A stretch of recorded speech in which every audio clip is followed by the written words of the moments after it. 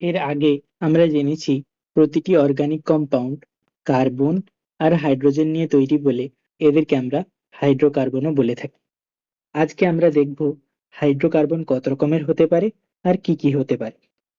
Hydrocarbon সাধারণত দু রকমের হতে পারে, একটি হচ্ছে অ্যালিফ্যাটিক বা ওপেন চেন, আর একটি হচ্ছে সাইক্লিক বা ক্লোজ চেন। অ্যালিফ্যাটিক বা ওপেন চেন হাইড্রোকার্বন আমরা তাদেরকেই বলবো যেখানে কার্বন কার্বনের মধ্যে শৃঙ্খলা বা চেন সিস্টেম তৈরি হয়,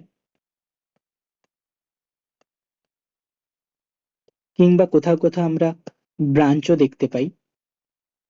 আর সাইক্লিক বা ক্লোজ চেন হাইড্রোকার্বন আমরা তাদেরকে বলবো যেখানে কার্বন কার্বনের মধ্যে বদ্ধ কোনো স্ট্রাকচার তৈরি হয়, যেমন সাইক্লোপ্রোপেন, সাইক্লোবিউটেন, সাইক্লোহেক্সেন আর বেনজিনকেও আমরা সাইক্লিক বা ক্লোজ চেনের মধ্যে ফেলতে পারি।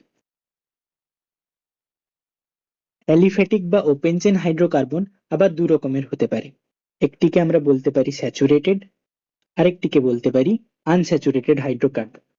স্যাচুরেটেড হাইড্রোকার্বন আবার প্যারাফিন নামেও পরিচিত। স্যাচুরেটেড হাইড্রোকার্বন আমরা তাদেরকেই বলবো যেখানে কার্বন আর কার্বনের মধ্যে সিঙ্গেল বন্ড প্রেজেন্ট রয়েছে। আর আনস্যাচুরেটেড বলতে বুঝবো যেখানে কার্বন আর কার্বনের মধ্যে ডবল বন্ড বা কার্বন আর কার্বনের মধ্যে ট্রিপল বন্ড প্রেজেন্ট রয়েছে। স্যাচুরেটেড হাইড্রোকার্বনকে আমরা সাধারণত অ্যালকেন নামে চিনি। অ্যালকেনের সাধারণ ফর্মুলা CnH2n+2 হিসেবে আমরা লিখতে পারি। এটি কি আমরা যখন নোমেনক্লেচার পড়ব তখন ভালোভাবে বুঝবো। অন্যদিকে আনস্যাচুরেটেড কার্বন আবার দু রকমের হতে পারে, একটি অ্যালকিন আর একটি অ্যালকাইন। অ্যালকিন বলতে যেখানে কার্বন আর কার্বনের মধ্যে ডবল বন্ড রয়েছে, আর অ্যালকাইন বলতে যেখানে কার্বন আর কার্বনের মধ্যে ট্রিপল বন্ড রয়েছে। অ্যালকিনের সাধারণ ফর্মুলা CnH2n আর অ্যালকাইনের সাধারণ ফর্মুলা CnH2n-2। এটিও আমরা যখন নোমেনক্লেচার পড়বো তখন ভালোভাবে বুঝবো এই ফর্মুলা কোথা থেকে আসছে। এক্সাম্পল হিসেবে অ্যালকেনের ক্ষেত্রে আমরা বলতে পারি মিথেন একটি অ্যালকেন, ইথেন একটি অ্যালকেন, প্রোপেন একটি অ্যালকেন, বিউটেন একটি অ্যালকেন, ইত্যাদি ইত্যাদি।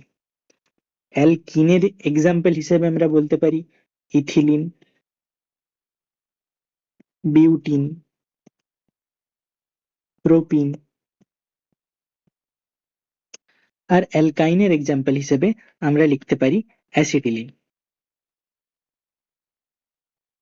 স্যাচুরেটেড আর আনস্যাচুরেটেড হাইড্রোকার্বনের মধ্যে আনস্যাচুরেটেড হাইড্রোকার্বন সবসময় স্যাচুরেটেড হাইড্রোকার্বনের থেকে বেশি রিঅ্যাক্টিভ, বা আমরা ঘুরিয়েও বলতে পারি অ্যালকেন সবসময় অ্যালকিন আর অ্যালকাইনের থেকে কম রিঅ্যাক্টিভ। যেহেতু অ্যালকাইনের মধ্যে কার্বন আর কার্বনের মধ্যে ট্রিপল বন্ড রয়েছে, অ্যালকিনের মধ্যে কার্বন আর কার্বনের মধ্যে ডাবল বন্ড রয়েছে, আর অ্যালকিনে শুধুমাত্র কার্বন আর কার্বনের মধ্যে সিঙ্গেল বন্ড রয়েছে, তাই বন্ড স্ট্রেংথ অ্যালকাইনের সব থেকে বেশি, অ্যালকিনের তারপর, আর সবশেষে অ্যালকেনের। মেল্টিং আর বয়লিং পয়েন্ট দেখতে গেলেও অ্যালকাইনের সব থেকে বেশি, কারণ ট্রিপল বন্ড ভাঙতে গেলে বেশি এনার্জির প্রয়োজন, তারপরে অ্যালকিনের, তারপরে অ্যালকেনের।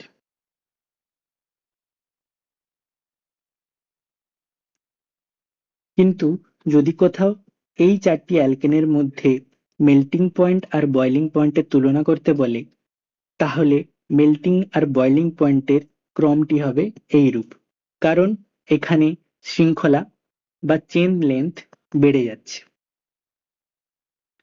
আমরা বলতে পারি চেন লেন্থ বাড়ার সাথে সাথে মেল্টিং পয়েন্ট আর বয়লিং পয়েন্টও বেড়ে যায়।